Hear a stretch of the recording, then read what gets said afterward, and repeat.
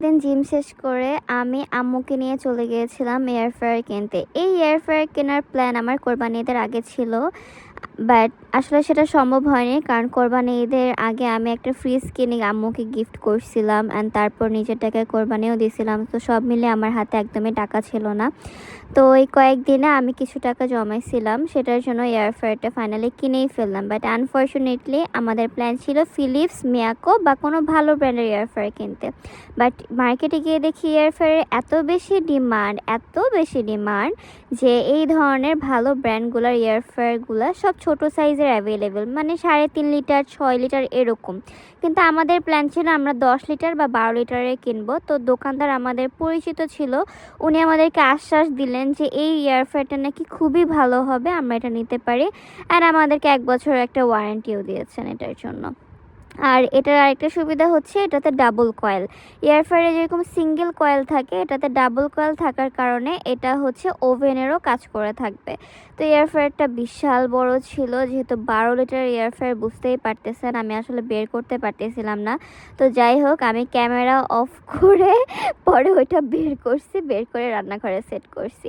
তো আস্তে আস্তে নিজের টাকা দিয়ে নিজের সবগুলো শখই পূরণ করতেছি। এমন একটা বয়সে চলে আসছে এখন আমি, যে এখন আমার যে শখগুলো থাকা উচিত, যে একটু সাজুগুজু করব, মেকআপ কিনবো, এটা করব ওটা করব, সেই শখগুলো এখন আর নাই। এখন আমার মন চায় কীভাবে ঘর সাজাবো, কিভাবে ঘরের জন্য একটা নতুন আইটেম কিনবো, কিভাবে আম্মুর রান্না সহজ করতে কি ব্যবহার করলে উনি খুশি হবে, এই ব্যাপারগুলো সবসময় মাথায় কাজ করতে থাকে।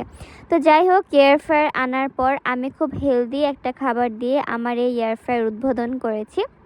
আপনাদের সাথে রেসিপিটা শেয়ার করি। যাদের এরকম চিকেন ফ্রাই খাওয়ার ক্রেভিংস হয় তারা এটা অবশ্যই ট্রাই করবেন। তো আমাদের এই এয়ার ফ্রায়ারটাতে এই অপশনসগুলো অটোমেটিক্যালি সেট করা যায়। আপনি যেটা বেক করবেন সেটাতে জাস্ট সিলেক্ট করবেন অ্যান্ড সেখান থেকে এই মেশিন আপনাকে অটোমেটিক্যালি আপনার কতটুকু টাইম লাগবে বা কতটুকু টেম্পারেচার লাগবে সেটা সেট করে দিবে। আপনি চাইলে ডাবল কয়েল দিতে পারেন অথবা সিঙ্গেল কয়েল দিতে পারেন, যেভাবে ইচ্ছা আপনি সেট করে নিয়ে তারপর আপনি ফুড বেক করতে পারবেন। প্রোডাক্ট বলতে বলতে খালি মুখ দিয়ে এখন প্রোডাক্টস চলে আসে, মাই ব্যাড। সো এখন আমি ওই ম্যারিনেট করা চিকেনগুলোকে ডিমের মধ্যে চুবিয়ে এই ওটস দিয়ে কোটিং করে নেব।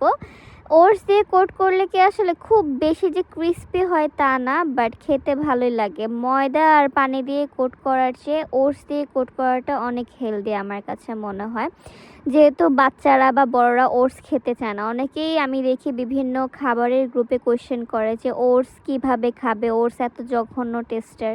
সো আপনারা চাইলে এভাবে ওটস খেতে পারেন। তো এখানে আমি টেম্পারেচার নিজে থেকে সিলেক্ট করেছি যে আমি কতক্ষণ এটাকে বেক করবো অ্যান্ড কত ডিগ্রি সেলসিয়াসে বেক করব। আমি এখানে অটো সিলেকশন দেইনি, যেহেতু আমি এখানে ওটস দিয়ে করছিলাম। বাই দ্য ওয়ে, এখানে কিন্তু প্রি হিটের অপশন আছে, মানে আপনি খাবার অ্যাড করার আগে মেশিনটাকে হিট করে নিতে পারবেন। বাট আমার আসলে খেয়াল ছিল না যে আমি আগে প্রি হিট করে নেব এটাকে। আমি আগেই পণ্ডিতের মতো খাবার দিয়ে দিছি, মানে প্রথম এয়ার ফ্রায়ার ইউজ করলে যা হয়।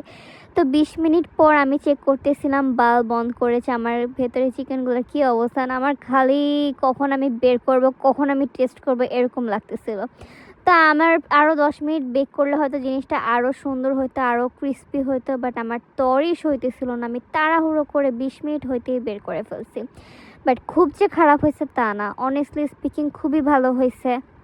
অ্যান্ড জিমের পর এরকম একটা প্রোটিন বেসড ফুড, এটা তো একদমই পারফেক্ট বলা যায়। আর আমার ছোটো বোন যেহেতু এত পছন্দ করছে, বাচ্চারা তো ওটস একদমই পছন্দ করে না, বাট ও যেহেতু এত পছন্দ করছে তার মানে বুঝতে হবে আমার খাবারটা আসলেই ভালো ছিল। ভেতরটা খুব পারফেক্টলি কুকড হয়েছে, কোনো তেল লাগে নাই, কোনো হেভি মশলা দিই নেই, বাট তারপরও খাবারটা খুবই ভালো ছিল।